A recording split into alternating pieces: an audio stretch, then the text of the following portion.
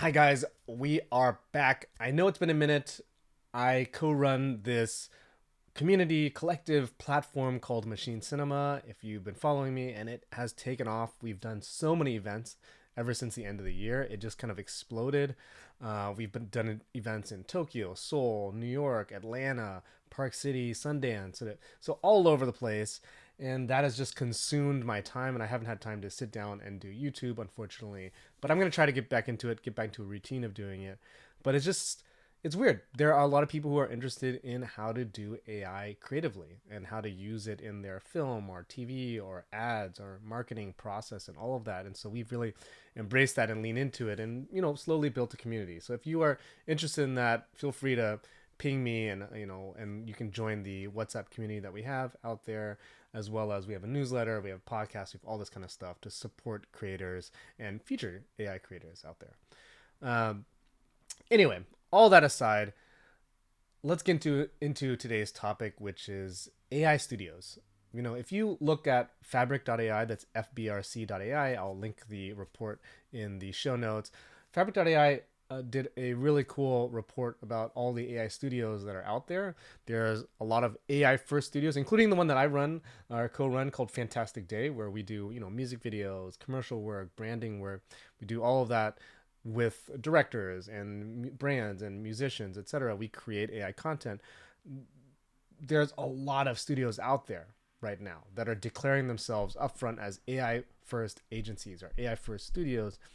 And at the same time, I can't shake this feeling that we are going to see everybody adopt AI at some level, right? Like, because it's just, to me, it's just kind of inevitable. Maybe because I hang around in the Bay Area a lot, but if you think about it, like, AI is just going to get better and better, and everybody is going to adopt it at some level in their production, pre-production, post-production process, right? In development, they're going to use it for helping them to organize their ideas or to research ideas. 100%, a lot of writers are using ChatGPT for research, right?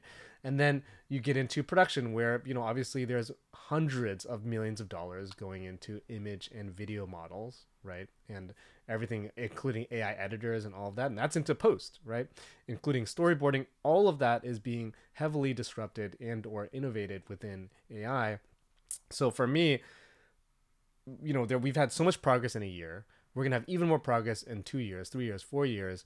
And so, like, if I project out a year, let alone 3 years from now, I think everybody's going to adopt some level of AI. So what advantage, therefore, other than, to be first to market, what advantage long term do these AI first studios really have? AI agencies really have when we're competing with, traditional AI agencies and studios who will eventually either partner with the AI first studios and or hire up their own AI creators and AI artists to do the AI work for them.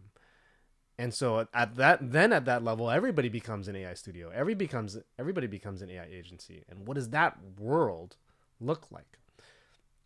So I think in some level, to me, this moat that the AI studios and agencies have, where they have spent a lot of time with these tools, etc., that moat is going to kind of get smaller and less defensible over time. Not to mention the fact that all these AI tools have a deep incentive to make all of this easier so that they can get more people to use these tools. So this is the kind of like this tension, I think, that exists between the AI model companies, which are investing hundreds of millions, if not billions of dollars into making their models not only better so that the output is better, the video output, the image output is better, editing output is better, but also they are investing in how to make their inputs easier, right? They want it so that, hey, even a person who doesn't have, let's say, camera skills or cinematography understanding or all of that, they are incentivized to make it possible that somebody who has no training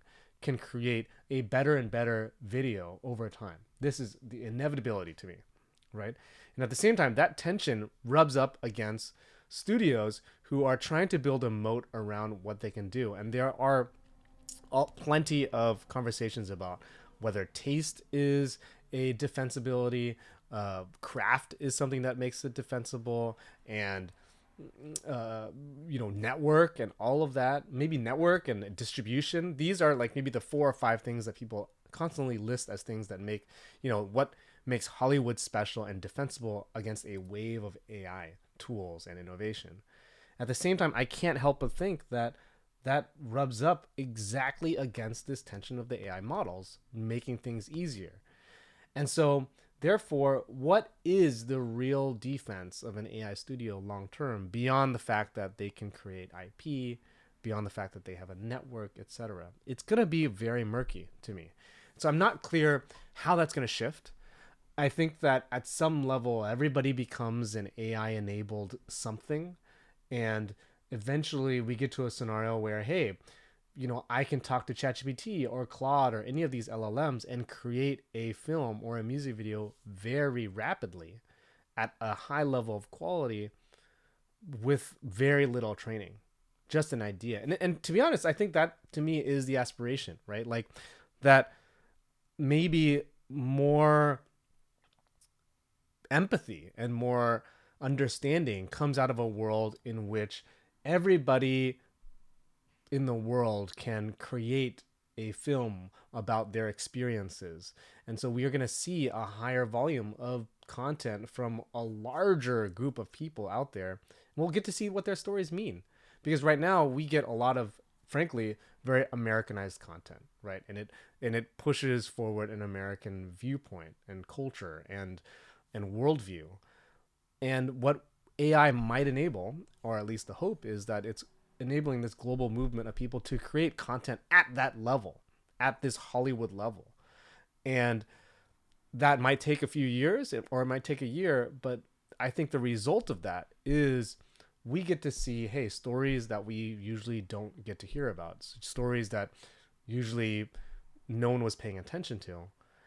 And I think that's kind of where we get to see more understanding, more empathy potentially from, being exposed to different stories out there via translation with AI, but also via giving everybody the tools that they can use to create great stories out of, hey, their own life experiences.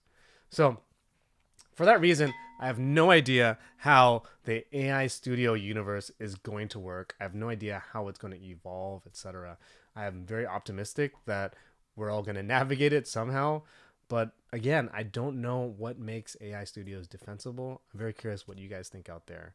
And yeah, so hope to see you soon and a lot more. I'm going to be publishing a lot more videos now that we're back in the flow of things. But, always curious what you guys are thinking out there and what other commentary you want to hear.